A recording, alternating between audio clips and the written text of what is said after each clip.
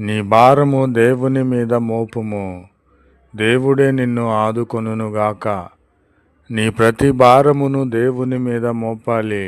యేసు క్రీస్తు నిజదేవుడు కనుక ఈయన మీద నీ పనుల భారమును మోపుము, నీ టెన్షన్ల భారము మోపుము.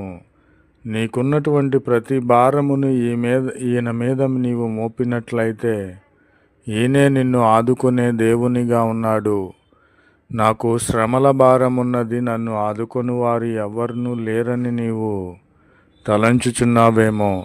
నాకు అప్పుల భారమున్నది, నాకు అనారోగ్య భారమున్నది అని నన్ను ఎవరు ఆదుకుంటారని నీవు ఆలోచన చేసి దిగులు చెందుచున్నావేమో. నీవు భయపడాల్సిన అవసరము లేదు.